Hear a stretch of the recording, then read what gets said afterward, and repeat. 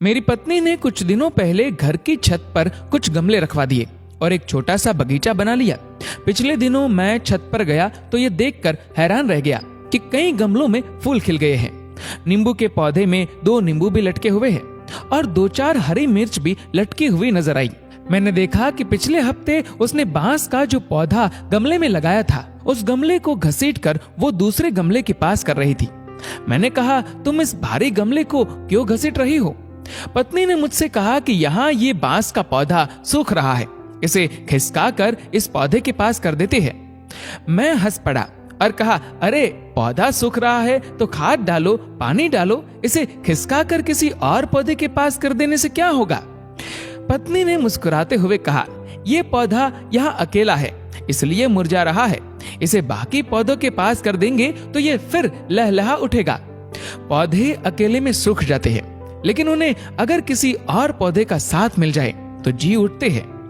ये बहुत अजीब सी बात थी। एक एक करके कई तस्वीरें मेरी आंखों के आगे बनती चली गई। माँ की मौत के बाद पिताजी कैसे एक ही रात में बहुत बूढ़े हो गए थे। हालांकि माँ के जाने के बाद 16 साल तक वो रहे, लेकिन सूखते हुए पौधे की तरह। माँ के रहते हुए जिस पिता को मैंने कभी उदास नहीं देखा था, वो माँ के जाने के बाद खामोश से हो गए थे। मुझे पत्नी के विश्वास पर पूरा विश्वास हो रहा था। लग रहा था कि सचमुच पौधे अकेले में सूख जाते होंगे। बचपन में मैं एक बार बाजार से एक छोटी सी रंगीन मछली खरीद कर लाया था और उसे शीशे के जार में पानी भरकर रख दिया था। मछली सारा दिन गुमसुम रही। मैंने उसके लिए खाना भी डाला, लेकिन वो चुपचाप इधर उधर पानी में अनमनासा घूमती रही। सारा खाना जार की तला में जाकर बैठ गया। मछली ने कुछ नहीं खाया। 2 दिनों तक वो ऐसे ही रही और एक सुबह मैंने देखा कि वो पानी की सतह पर उल्टी पड़ी थी।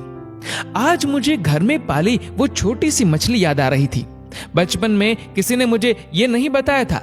अगर मालूम होता तो कम से कम 2-3 या ढेर सारी मछलियां खरीद लाता और मेरी वो प्यारी मछली यूं तन्हा न मर जाती।